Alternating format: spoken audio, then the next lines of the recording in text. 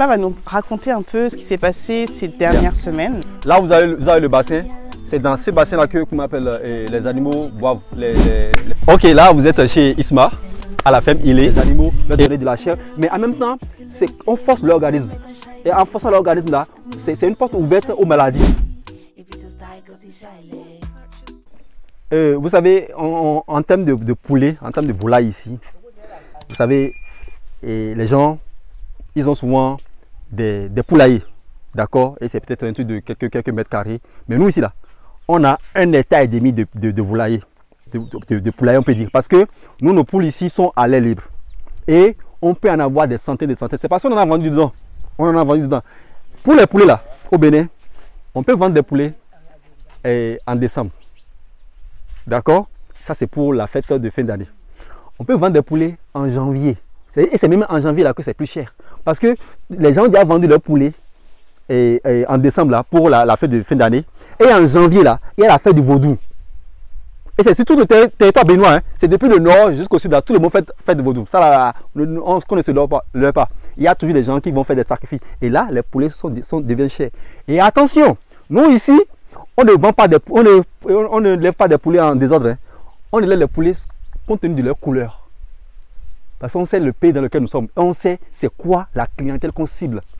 Ici, on a les poulets de couleur blanche et les poulets de couleur noire. C'est ça qui est demandé ici. Il y a aussi rouge qui est demandé. Donc nous, quand on veut acheter nos poussins là, qui vont, comment on appelle, nous donner les types de couleurs là, on tient compte de ces couleurs là. Et c'est quoi la différence entre les trois couleurs? Voilà, vous savez, c'est les couleurs, les trois couleurs sont demandées.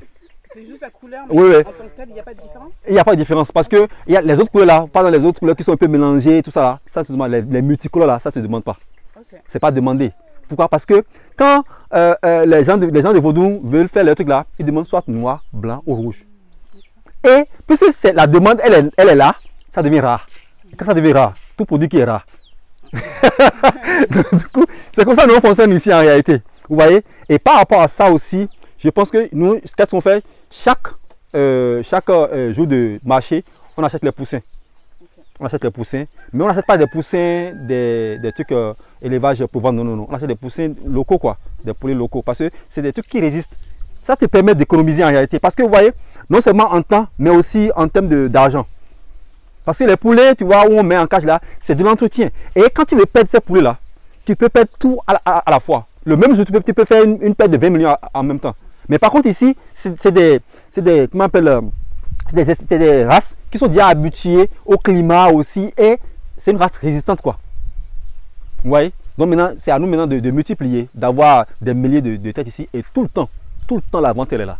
Et c'est une viande très tendre. Tous ceux qui ont déjà acheté nos poulets ici, là, ils sont toujours en demande. Tout le temps. À Cotonou, je viens ici, on attrape. Et puis on va à Cotonou, je le fais tout près. Et puis on les vend tranquillement. Et ceux qui ont déjà consommé nos poulets ici, là, ils ont apprécié. Une tête, ça vaut combien un poulet? Un poulet, et ça dépend du poids. Mais le plus petit, la plus petite somme là, c'est 3500. Et t'en as combien? Là, on a 75 pour le moment, parce qu'on a vendu dedans. C'est quoi l'objectif d'arriver à combien? Ah, là, c'est d'aller au moins à 1500. Dans combien de temps? D'ici février prochain. D'ici février prochain. C'est pareil aussi pour les bêtes là-bas, les moutons. Les moutons. Parce qu'en fait, tu vois, une ferme, c'est ça aussi, quoi. Il faut avoir plusieurs volets afin de compenser des fois. On ne peut pas être sur un seul produit sur une ferme, c'est impossible. Tu vois? Et là, c'est ça qui te permet en réalité de rentabiliser. Quand il y a un trou ici, l'autre vient boucher le trou. Tu vois? Et c'est pour cela que je disais à quelqu'un la fois dernière, on aura d'ici là, on aura du acajou ici. On aura des mangues qu'on va sécher, parce qu'on aura le système pour sécher les mangues qu'on va envoyer. Et comment j'ai déjà commencé par nouer des contacts pour envoyer des mangues séchées en Europe. Okay. D'accord? Et on ne veut pas rentrer dans l'ananas, on va voir ça après. Nos noix d'acajou, c'est ici, on va les transformer, on va les mettre, on va les embouteiller ici. Quand nos citrons vont pousser, on va faire du jus de citron direct, sans ajout, sans mélange, il n'y aura pas d'eau, direct comme ça. Des jus de citron ilés. Et on a comment on appelle, 50 pieds de citronnier là. Nos jus d'orange aussi, c'est pareil. On pèse le jus directement, naturel comme ça. On en a 100 qui sont là. Tu vois, donc du coup, à un moment donné, on aura plein de choses qui vont compenser. Nos fruits de passion, c'est un fruit exotique, les fruits de passion ici au Bénin. On en aura aussi à foison ici. Soit on fait le jus, soit on les vend aussi directement en fruits. Parce que même en kilo, ici, là, c'est très cher. Voilà. Donc, on a déjà mis tout en place pour avoir beaucoup de fruits de passion ici. On ne s'arrête même pas. On va continuer, on va continuer, on va continuer. Et c'est très facile à faire encore. Ouais, juste l'ossature et puis tu laisses pousser et après tu as des fruits après. Ouais, donc c'est un peu comme ça qu'on va essayer. Et comme je vous l'ai dit là, dès qu'on aura les moyens pour installer notre fourrage, on va commencer le maraîchage. Le maraîchage. Parce que moi, personnellement, je suis fatigué de voir mes compatriotes manger des feuilles de laitue traitées à base de poudre de pile et autres là. Ça, ce n'est pas bien. Ce n'est pas bien. Donc du coup, et quand tu n'es pas d'accord avec quelque chose, il faut apporter une solution. Et la solution d'ici là, on va l'apporter, c'est d'utiliser des engrais comme notre engrais qu'on appelle de lave de mouche, soldat noir là, pour amender nos légumes ici. Il y en a même déjà un peu, hein, parce que comme je vous l'ai dit, nous sommes en laboratoire pour le moment. Et là, vous voyez, ça là, c'est ce qu'on appelle le fort-tête. Le fort-tête. C'est ça, le fort-tête, dit. Le goma. Ça, c'est le goma ici. Vous voyez, on a le amambivé là-bas. Amambivé, c'est un légume qui est amer. J'ai oublié son nom en français. Donc, du coup, qu'est-ce qu'on fait? On fait déjà les expériences comme ça. Et là, vous allez voir, il y a une pépinière. Bien, tu vas voir ici, il y a une pépinière de piment. Voilà encore quelque chose qui devient cher au Bénin. Il n'y en a même plus. Le vrai piment, il n'y en a même plus au Bénin. Oui, piment. Ah, mais nous, non. Ah, on en.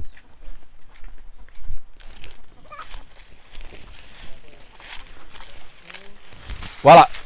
Ici, nous avons une pépinière de piment. Vous voyez? Et là, il y a des milliers de piments sur le truc. Ouais. Il y a des milliers de piments sur le truc. Et d'ici quelques jours, on va répliquer tout ça là derrière là. Vous voyez? Et dès qu'on aura l'expérience, on verra comment ça va donner là. On va multiplier après. Le piment, ça deviendra le vrai piment. Parce que le piment maintenant qu'on nous vend, ça ne pique plus. Vous voyez? Et c'est quoi l'objectif de ces piments-là? On va après saupoudrer, rendre ça en poudre et mettre ça dans des petits bocaux et mettre notre marque dessus, les piments de Ilé. Parce que j'en vois à Cotonou, ça se vend vraiment bien, vraiment bien. Voilà. Nous, en fait, il y a plusieurs personnes donc, qui sont intéressées et qui ont des projets à grande envergure et qui veulent pouvoir se former parce qu'ils ne sont pas forcément formés à ça, à l'agriculture, à tout ce que tu fais, à la permaculture. Est-ce que toi, tu donnes des formations? Est-ce que c'est quelque chose que tu envisages? Merci beaucoup, c'est une très belle question.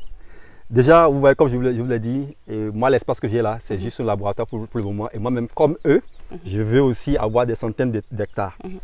Et l'autre chose, vous savez, c'est ce que j'ai toujours dit aux jeunes, ça. Quand on veut commencer quelque chose, il faut d'abord avoir l'information. Et pour avoir l'information, j'ai suivi des formations moi-même. Donc, j'ai suivi des formations Sol Vivant, ce qui est une association internationale, pour ne pas dire mondiale, d'accord. Et c'était une Canadienne qui était venue. C'est des techniques. On a appris avec un certificat à l'appui. J'ai suivi encore une autre formation auprès d'une une extraordinaire dame qui est à Calavi et aujourd'hui chez Marlène. Voilà, avec un certificat aussi à l'appui.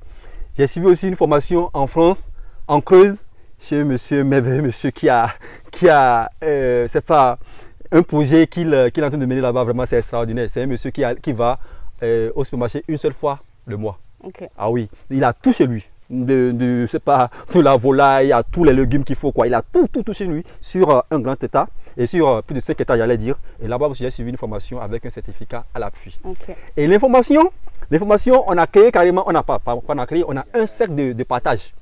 Et tout le temps, l'information passe et on évolue avec. Donc, toute personne qui voudra venir vers moi pour une formation, il n'a qu'à savoir qu'il y a tout ça que je peux lui transmettre. C'est pas seulement ce que moi seul je sais, ou même ce que moi seul j'ai déjà expérimenté que je peux le transmettre. C'est plus que ça. Tu vois? Donc même quand quelqu'un vient ici dire, ah, c'est tout ce qu'il a, ah non, c'est pas ça seul que je peux lui transmettre. Tu vois? Donc du coup, toute personne qui aurait aimé et que je la forme, elle est la bienvenue ici. C'est d'ailleurs pour ça qu'on a commencé les casques que vous voyez là. Oui. Et c'est l'argent qui a fait que, le financement qui a fait qu'on a arrêté aussi. Okay. Vous voyez? Parce qu'on devait faire au moins une sorte de cours. En fait, là, vous êtes sur la cour de Ilé. Mhm. Vous voyez là, vous avez assis la cour de île. Donc du coup, on doit faire plusieurs cases ici autour. Et là, ces gens de personnes viendront s'installer dedans pour le temps de la formation. Ok. Ouais. Et si c'est au Bénin ici, c'est pas seulement une formation de comment on plante, de comment non. Il y a aussi la formation pour savoir comment on appelle, la mentalité de l'endroit où ils vont s'installer. C'est très important pour un projet agropastoral ici, agroécologique. Ok. C'est très très important parce que tu n'es pas isolé, tu es avec des voisins. Et la façon dont il faut faire avec eux. Moi, j'ai d'abord tout fait pour avoir cette expérience d'abord. Et là, moi, je vais pouvoir leur partager cette expérience. Donc, du coup, ils ne vont pas installer leur truc et avoir les mêmes problèmes que moi j'ai déjà eu. Donc, ce serait vraiment un plus pour eux que de venir vers moi pour que je les forme. Parce que moi, je vais partager avec eux toutes les expériences que j'ai eues avec l'humain, les relations humaines. C'est très important. Ouais. Vous voyez? Et voilà quoi. Donc, ils sont les bienvenus. Hein. Voilà. C'est des choses que tu as déjà fait? Tu as déjà formé des personnes? J'ai déjà formé des personnes, par exemple, lui. Voilà un truc que j'ai l'habitude de dire souvent à mes amis et permaculteurs avec qui je leur disais, et je dis des choses souvent à mes amis du village, mais ils ne savent pas. Ils disent c'est faux. Et je leur dis ça la fois dernière, je t'ai dit ça la fois dernière, qu'il y a des choses que vous ne savez pas, et quand je dis aux gens qui ne savent pas, on me dit non, tu mentionnes le compte des villageois. Moi, il y a plein de choses que je suis venu faire ici, et c'est le jour là, ils savent comment on fait. Par exemple, quand je ramène par exemple des plants à répliquer ici, ils ne savent pas déjà comment on réplique correctement un plan. Quand tu leur remets ça, 2 jours après, ça meurt. Mais à la maison, moi j'ai fait un truc que j'ai déjà gardé chez moi durant des semaines. Jamais ça ici, ça meurt. Et c'est là, lui me disait que, faut nous apprendre comment on repique ça. Et moi, je ne pouvais pas imaginer quoi passer. Moi, je me dis que c'est des gens du village. Okay. Donc c'est aussi une sorte de formation qui suit là. C'est clair. Là, la fois dernière, on a installé une ruche. Vous irez voir tout à l'heure. Ok. Ils ne savaient pas. Une ruche? Une ruche, c'est à côté là. Et ils ne savent même pas. Ils savent même pas. Ils sont là, hein. Je ne mens pas derrière eux. Lui, il comprend français. Il entend bien ce que je dis. Ils ne savent même pas le rôle que jouent les abeilles dans l'écosystème. Pour eux, l'abeille, ça donne du miel et ça pique. Tu vois, et c'est après, je leur ai expliqué la pollinisation, tout ça. Vous voyez? À part ça, qu'est-ce qu'on a encore appris? Qu'est-ce que je vous ai encore appris? Et voilà, les lasagnes. Ah, c'est ça. Le sol à lasagne. Ouais. Ça aussi, et ce qu'on a fait là-bas, je l'ai appris, c'est aussi une première pour eux. Et la toute première des choses que je l'ai appris, que j'ai appris à tous les gens de la zone ici, c'est que quand on désherbe, on ne bulle pas. Et je me rappelle très bien, on était assis ici. Les expérimentés du village étaient venus ici. Ils m'ont dit, ta technique là, tu n'auras pas de bon maïs. Et ça fait 4 ans que nous sommes là. Et ça fait plus de 3 saisons de maïs que nous sommes en train de faire. Ça veut dire la 4e fois qu'on fait du maïs aussi. Et on a toujours de bons maïs. Ouais. C'est aussi sur des formations. Et la fois dernière, le monsieur que vous avez salué là-bas, là, il a dit, je commence ta méthode. Parce que là, ça m'économise de l'argent. C'est aussi sur des formations. Parce que c'est l'information que je passe comme ça. Exactement. Ouais. Mais de façon comme ça, tu vois, payante, quelqu'un est venu, je l'ai formé. Non, pas pour le moment. On les attend, et on va les accueillir. Et il va comment on appelle, parce qu'il faut vivre sur place. Si on veut être formé, il faut vivre. C'est ce que moi-même j'ai fait. Il m'est arrivé même des fois même de dormir sous des tentes en saison pluvieuse. Wow. Ah oui. Et il fallait faire avec quoi? Si j'étais sur des fermes, il fallait dormir dans les tentes quoi. Et il y avait la saison pluvieuse, on a fait avec des semaines pour se former. Vous voyez? Et quand on finit de se former, ici, puisqu'il y a l'espace, il y a en même temps aussi l'expérience qu'ils vont faire. En même temps, pratiquer quoi, voilà, sur place. Tu vois? On va organiser ça là, ouais. c'est intéressant. Ouais. Avec grand plaisir, hein, avec grand plaisir, parce que la lutte c'est ça quoi, c'est de faire en sorte que vraiment cette façon de voir la vie soit répandue quoi, tu vois, qu'on finisse déjà avec la fin. Je disais ça tout à l'heure à Steve, on ne peut pas prétendre à un développement si on a faim. C'est pas possible. C'est pas possible. On ne peut pas travailler pour le développement tout en étant affamé. C'est pas possible. Ah, oui, clairement. Vous voyez? Donc du coup, finissons déjà avec ça. L'autonomie qui m'appelle alimentaire. Et après, on peut aller sur. Parce que vous savez, on peut avoir les deux à la fois. Hein. On peut avoir une exploitation agricole dans l'agroécologie comme ça et avoir aussi un boulot à côté. On peut le faire. Ça c'est possible. Voilà, c'est ce que moi j'ai fait. On peut le faire. Donc du coup, si les gens veulent là, moi je suis là. Super. On va travailler ensemble. Ah, ouais. C'est intéressant ça. Ouais. Et ben, du coup, on va voir la lasagne. Ouais, c'est pas une technique permaculture qui permet de mettre, je sais plus c'est quoi, c'est des couches de. Voilà, des couches de. Ah, comment on appelle, de compost. Voilà, exactement. Ah, exactement. Voilà, tu Et je vais vous montrer aussi quelque chose vite fait ici, avant qu'on évolue. Et c'est ça, vous allez voir. Si et l'objectif des gens, d'accord, c'est de faire le retour et de vivre sur les fermes, je vous jure, ils vont se sentir comme au paradis. Non, moi, je n'arrive pas à vivre ici tout le temps, mais je dors là souvent des fois. Mais à chaque fois que je viens ici, c'est comme le paradis. Regardez, le crin-crin. Le caméraman connaît ça, crin-crin. C'est une sauce. Crin-crin. Oui, Ouais. oui, crin-crin. Ah oui, voilà. On connaît. Donc, du coup, vous voyez comment ça pousse chez moi. Ça, il y en a partout? Partout. Oui, j'en vois partout. Le gardien de sa femme là, il consomme ça, il n'achète pas. Oh, il faut aller au marché pour aller acheter ces choses-là. Et ça coûte combien ça? Souvent, ils font ça en touffe comme ça. Et maintenant, puisque c'est maintenant rare que les gens produisent des trucs comme ça est devenu cher. Toute personne ne fait ces choses-là. Tout le monde maintenant est tourné maintenant vers les aliments importés actuellement. Ouais. Or, c'est des trucs, ça rapporte beaucoup de nutriments, de vitamines, tout ça. Ouais. Donc, il y en a un peu partout. Ici. Ouais. Il y a plein de choses comme ça. Hein. Il y a pas, comme je vous ai parlé, des feuilles de légumes et de manioc.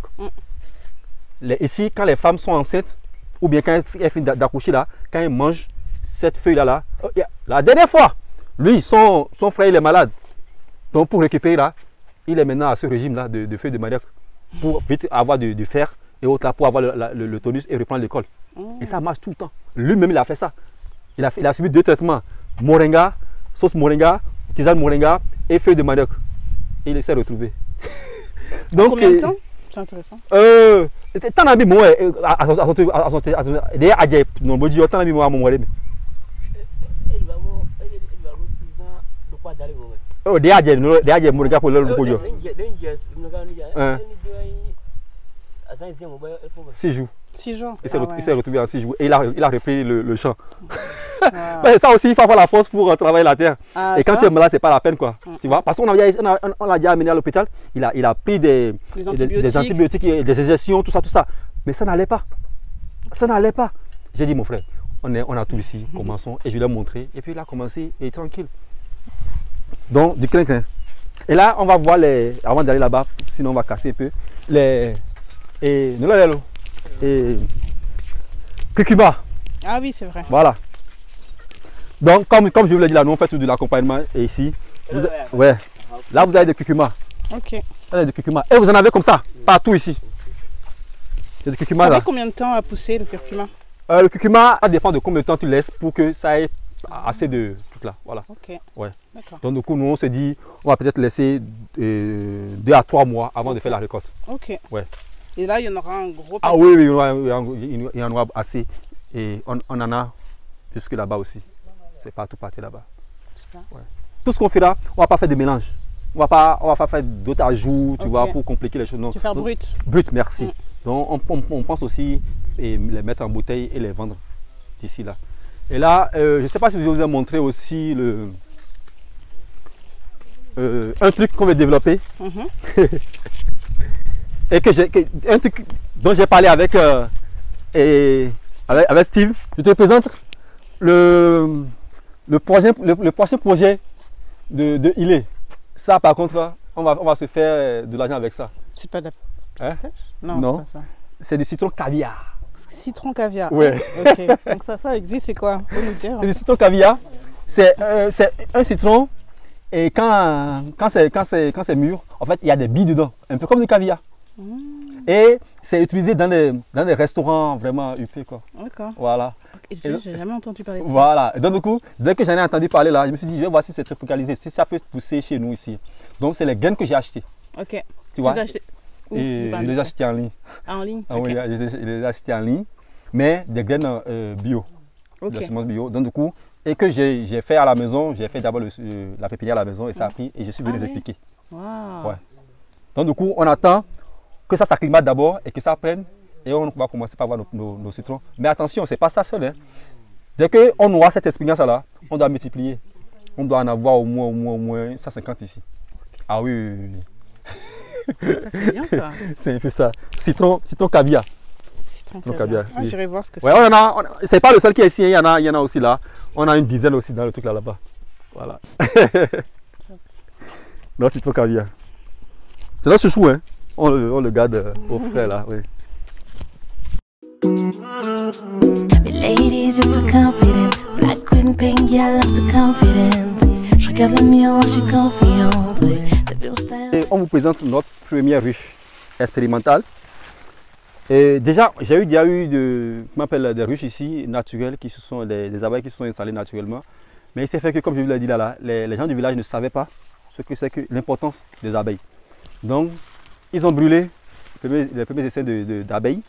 Je leur ai expliqué. Donc, les abeilles se sont déplacées pour aller s'installer ailleurs, toujours sur la ferme. Je n'étais pas au pays et ils ont brûlé encore. Vous voyez? Donc, du coup, là maintenant, j'ai dû leur parler, leur expliquer ce que c'est que, comment on appelle une abeille, l'importance d'une abeille dans la société, dans l'écosystème, j'allais dire. Et c'est là maintenant, c'est après ça, ce n'est qu'après ça. Vous voyez, ça peut faire partie aussi de la formation. Quand les gens viendront pour la formation, c'est des choses comme ça, il faut qu'ils sachent. Parce que ce qu'ils voudront faire, ce ne serait pas un truc qui se fait par tout le monde. Donc, du coup, il va falloir qu'ils communiquent beaucoup pour savoir comment faire pour que vraiment sécuriser leur investissement. Donc, du coup, là, après les avoir, comment on appelle, sensibilisés, là, on a installé cette ruche. Attends, là, elles vont voler, là? Non, elles ne sont pas encore venues pour le moment. Ah, d'accord. Elles ne sont pas encore venues pour le moment. Donc, du coup, dedans on a mis de l'ananas, tu vois, qu'on a écrasé. Et comme senteur, il y en a qui utilisent des trucs scientifiques et méthodiques. Nous, on a utilisé plutôt de la citronnelle. D'accord. Donc, on a pilé, qu'on a mis là. Et donc, on attend que les abeilles viennent. Mais seulement, vous savez, puisqu'il y a beaucoup de choses qui se mettent actuellement, vous voyez, les produits que les gens mettent aux alentours là. Donc, voilà, donc il faut attendre. Il faut attendre, surtout la période sèche. La saison sèche là, tu vois, elles cherchent souvent, les abeilles cherchent souvent quelque part où vraiment se mettre à l'abri, tout ça, au frais, tout ça. Donc la saison sèche là maintenant, il y a, tu vois, c'est assez vert, elles ont des endroits où aller se poser. Mais en saison sèche là, je suis sûr qu'elles vont trouver le chemin. Et pourquoi on l'a fait de façon circulaire? Parce que naturellement, les abeilles vont vers les trucs circulaires. Les ruches que vous voyez carré là, ça c'est une invention de l'homme. Les abeilles ne s'épanouissent pas réellement dans les trucs carré. Dans les trucs rectangulaires. C'est normalement les trucs circulaires. Ouais, donc, et ça aussi, c'est une formation que j'ai suivie. Donc, du coup, je me suis documenté correctement sur ça avant d'installer cette ruche-là. C'est vrai que je l'ai adapté un peu à notre réalité d'ici en utilisant les paniers. Alors, si c'est en France, je ne peux pas laisser ça comme ça. Parce qu'en France, il fait frais. Donc, il faut les protéger contre le froid. Donc, je devais mettre de la terre autour. Genre, comme j'ai fait une case là, sur cette ossature-là, je devais mettre aussi de la terre. Et faire l'ouverture. Mais puisque nous, ici, on n'a pas ce problème-là, on peut laisser ça comme ça. Ça peut être aéré. Et elle rentre par en bas? Et il y a des trous ici. Ah, oui, voilà, on a fait des trous. Ouais. Il y a un trou ici, il y a un autre trou là-bas, derrière. Et elle peut aussi rentrer par le bas. Dès que nous avons fini cette expérience et qu'on aura les abeilles ici et qu'on verra que vraiment les abeilles peuvent venir, on aura des ruches là, on va installer 150 le long. On va les installer le long de la ferme. Mais ça nécessite quand même d'avoir un équipement, enfin tu sais, d'être protégé, non? Est-ce que toi tu vas... Enfin je sais pas si ça nécessite, moi c'est ce que je vois en tout cas. Ouais, en fait, et ça dépend des gens. Ça dépend des gens. Et le rapport avec les abeilles, c'est un peu comme le rapport avec les serpents. Vous voyez, par exemple, quand tu es un gars comme moi qui est vraiment de la nature, il y a des rapports. En fait, j'ai quand même l'impression que les animaux aussi, ils ont cet instinct-là. Quand ils voient certaines personnes, par exemple, moi, la ruche dont ils parlent là, qui les pique, les abeilles qui les piquent là, qu'ils ont dit là, moi, je suis tout resté à côté de la ruche là. Tout le temps, je suis là, je vais là-bas même, je leur parle, tout ça, et puis je n'ai jamais rien eu. Vous voyez, et au nord, quand c'est au nord, au village, c'est tout le temps comme ça aussi. Vous voyez, des fois même là, on va jusqu'à prendre du miel directement, on mange. Ça dépend de l'approche. Quand ça va venir ici, si ce n'est pas moi-même qui dois aller vers tout ça, on saura comment faire avec les combinaisons, tout ça. Mais il y a aussi la technique de la fumée là qu'on utilise aussi pour les sachets avant de prendre ça. Mais nous, l'essentiel là, vous voyez, c'est de ne pas stresser les abeilles. C'est très important. Ouais, c'est ça. Si vous voulez une bonne qualité de miel, faites tout possible pour ne pas stresser les abeilles. Parce que c'est ce qu'on veut vendre en réalité, c'est ce que vous voyez. Et nous, on tient beaucoup à la qualité de ce qu'on veut faire. Donc du coup, dès qu'on aura des abeilles ici, là, on en aura 150. Et en termes de litres, on ne sait pas pour le moment. Parce que quand j'étais en formation, on a fait l'expérience, et quelque part, et puis on a eu un miel, c'était pas beaucoup, mais c'était très très liquide. Tu vois, donc du coup, on ne sait pas comment ça se comporte. Il faut d'abord qu'on sache comment ça se comporte avant de faire maintenant des prévisions et autres là. Mais je pense quand même que ça va prendre ici, puisque nous sommes vraiment dans un endroit. Voilà, exactement. Si nous mettons par exemple les 150 ruches là, à chaque récolte, parce qu'en fait, toutes les ruches ne donnent pas en même temps à la fois. Vous voyez, non? Et vous savez, à Cotonou, par exemple, un bon litre de miel, à Cotonou, c'est minimum 5000. Un bon miel. Et vous voyez, si vous tournez autour de, comment on appelle, 20 litres par récolte, ça fait x20. Mais parce qu'on n'a pas de miel en même temps dans les ruches, dans la même ruche en même temps à la fois, quoi. Donc on ne peut pas en même temps multiplier par 50 pour le moment, 150 pour le moment. Ouais. Et dans la saison, on peut avoir plusieurs fois de récolte. C'est ça en fait l'avantage. Ça dépend de la zone, mais sinon au moins minimum 2. Ouais. Minimum 2. Il y a un monsieur qui a ça. Et les gens là vont travailler sur sa ferme là-bas. Ou bien, voilà. Azanabi non récolté donc. Azanabi non yimien, non yiwi. Donc le problème. Hein? Azonwi, voilà, c'est ça, c'est 2 fois. C'est 2 fois. C'est 2 fois. Et bon, riche Nabi Edo. Ah, 10, vous voyez, lui il a 10 et il arrive à rentabiliser. Moi je veux avoir 150. Il a 10 ruches. Oui. Ouais. Fidèle. Tu l'as dit à quoi, et disparaît. Elle suit. Revoir où gagner. Revoir où gagner. Ah, il y a des filles, voilà. Voilà, ici, sous nous, ici, là, vous avez une couche de bois, d'accord, sec. Après, vous avez une couche de tout ce qui est feuilles mortes. Après, vous avez encore une couche de bois. Et après, vous avez une couche de feuilles mortes. Et après, vous avez du compost. D'accord. Et après ça encore, on a encore fait la même parce que ça dépend du niveau d'épaisseur qu'on veut avoir. Okay. Et c'est après ça qu'on a mis de la terre.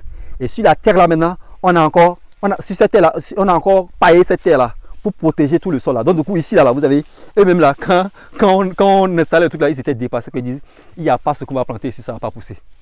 Donc du coup, après ça, quand on finit de faire tout ça là, il faut maintenant attendre que les intempéries maintenant, voilà, exactement. Et là, c'est ça qu'on appelle la technique de lasagne. Ici, on a fait ça circulaire, ici. Et ici, vous avez ici, le truc central ici, on y met comment on appelle les fientes de moutons là-bas. Et puis c'est comme ça, nous, nos moutons, ça consomme que des herbes. On y met là. Et puis quand il pleut, ça laisse comme ça. Et ça disperse comme ça. Il y a quelqu'un qui disait que les pneus, c'était toxique pour la terre. Ouais. Quand ça se décompose. Ok. Voilà. Ça se décompose en combien de temps? Mais ça dépend de l'utilisation que vous faites, par exemple, pour de pneus. Par exemple, ici, on les a mis en surface. Parce que nous, c'était dans une logique de recyclage. De ne pas les avoir maintenant dans la rue ou bien dans l'eau, dans la mer. C'est pour cela que nous, on récupère pour faire une réutilisation. Okay. C'était dans cette optique-là qu'on a commencé avec ça. Et aussi, on voulait aussi en faire on va en faire aussi comment on appelle de couchage à nos poulets. Ok. Ouais, il y a une technique. Okay. En fait, on les met contre les trucs là, et puis les poulets montent dedans pour aller se coucher. Ok. Et ça, et puis si le poulet est chaud, en période de pluie, surtout pour pondre les œufs.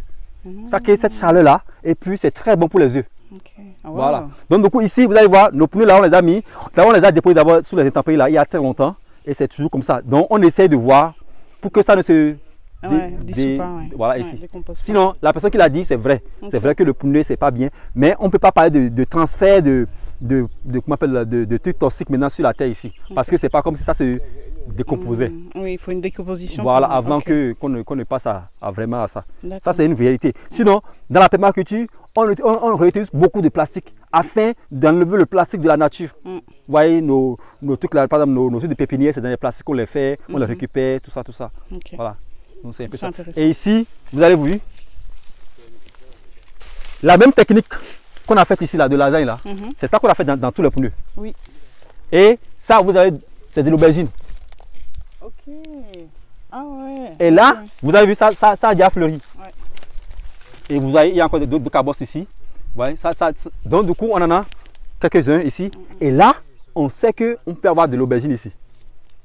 Et d'ici là, ça prend combien de temps à pousser la bergère? Là, on les a mis, ça fait pas encore un mois avant de être comme ça. D'accord. Ouais. Ok. Ça fait pas encore un mois, on les a mis, c'est pas, quelques semaines après, ça a déjà pris. Et là, ça donne déjà des fleurs. Et d'ici là, on aura nos aubergines. Et ce qui est bien avec les aubergines, c'est pas les légumes qu'on coupe quoi. Tu récoltes et puis après ça pousse encore. Ouais. Okay. En fait, c'est comme un arbre quoi en réalité. C'est comme un petit arbre. Donc du coup, voilà. Et tenez-vous bien, et pour ceux qui veulent se lancer dans ces choses-là, hein, je vous jure, hein, les gens sont impatients, d'accord, que je leur propose des choses. Parce que le label écologique, je l'ai dit, en fait, moi-même debout là, je reflète cet idéal-là, quoi. Donc, du coup, quand les gens veulent acheter chez moi, ils savent qu'ils vont acheter forcément de bon. Et donc, du coup, il y a des restaurants à Cotonou qui me demandent déjà des légumes.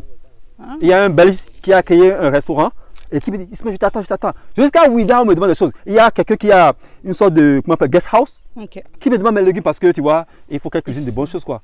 Et là, je leur ai dit, on va tout doucement, on va venir. Et là, quand on va commencer vraiment le maraîchage ici, je pense que nos trucs ne vont pas rester. Tu vises ça quand? Pour quand? Pour l'année prochaine. L'année prochaine, normalement, on doit commencer déjà. Parce que les lasagnes comme ça, là, j'ai dit à mes gars, on doit en faire jusqu'à 25. Et tout ici, là. Donc, et c'est souvent, 3 mètres sur 2 on fait, non? 3 mètres sur 2 qu'on fait. Ouais, donc on doit avoir au moins 25. Et sur ça, on aura les feuilles de laitue, on aura des choux, on aura... Bon, déjà, on a des choux déjà là. Hein. On a des choux qu'on a sur notre pépinière là-bas, qu'on va répliquer là. À côté des piments là, il y a des choux. Il y a des choux là, à côté des piments. Donc, on va récupérer. Il y a aussi du basilic qu'on doit répliquer aussi. Et le basilic aussi, c'est un truc que je vendais déjà quand il était à Cotonou en pot. Ça se vendait très très bien aussi. Donc, du coup, le marché, il est là. Le marché, non, je vous jure, le marché, il est là. Vous voyez? Et il y a aussi une dame, elle carrément, elle fait tout ce qui est, vous la connaissez, Cathy. Elle fait souvent les trucs en pot là, et de la confiture, de ci, de ça. Elle-même attend. Elle dit, Ismaël, je t'attends tes produits, tu vois. Donc du coup, il y a quand même à faire. Il y a à faire. Et donc du coup, voilà, c'est vrai que des fois, en tant qu'humain, tu vois, tu es impatient que les trucs perdent, mais en même temps, la nature aussi a son rythme. Et quand tu veux du bon, il faut suivre le rythme de la nature. Voilà.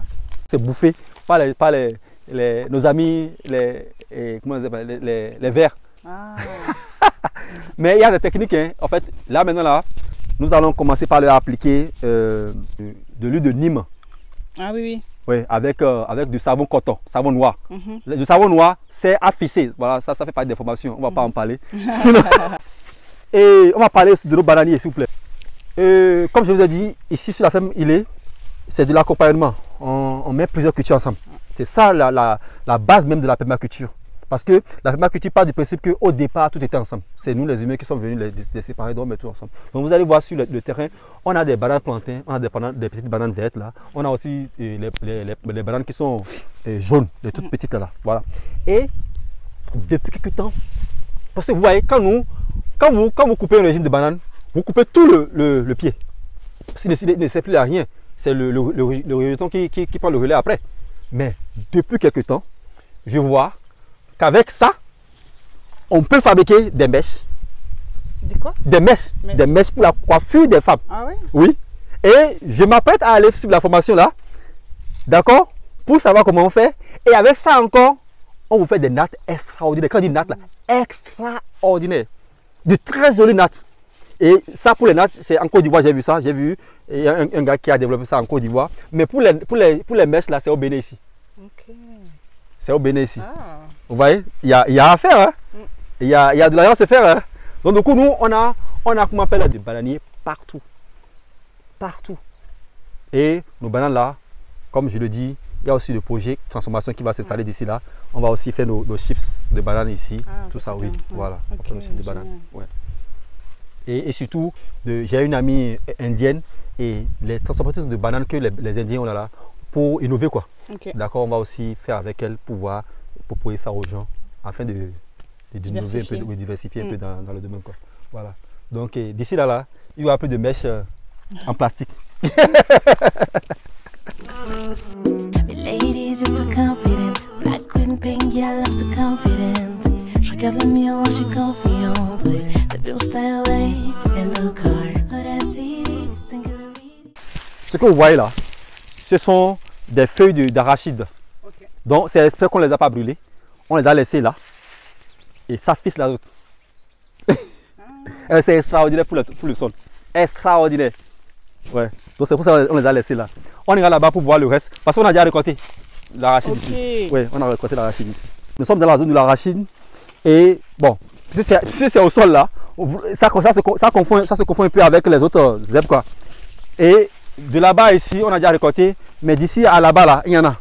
Ok. Voilà, donc nos arachides. Ça, je vais tout miser de vous. Voilà.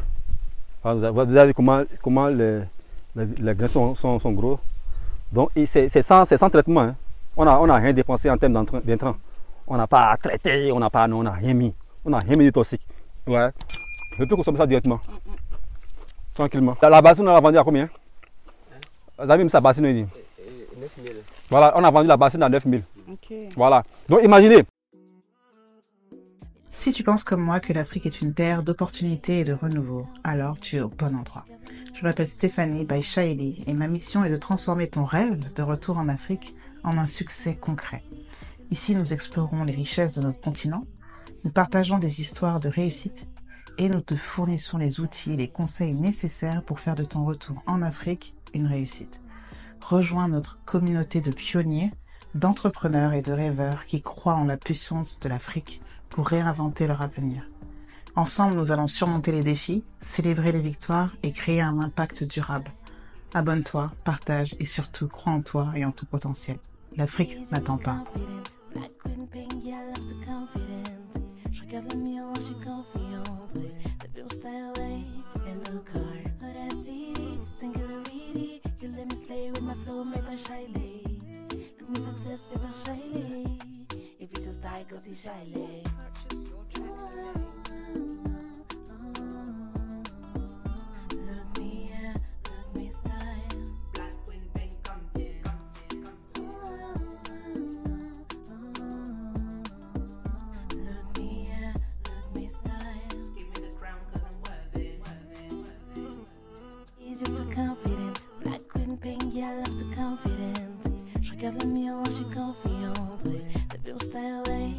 look hard. Audacity, singularity, you let me slay with my flow made by Shaili. Look me success made by Shaili. If you just die, go see Shaili. Purchase your tracks today. Look me, yeah, look me style. Black queen pink, confident.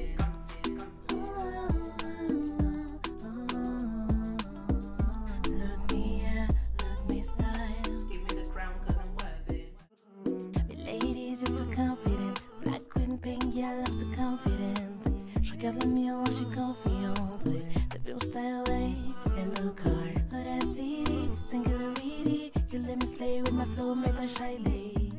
Look me success made by Shaili. If you just die, go see Shaili. Purchase your track.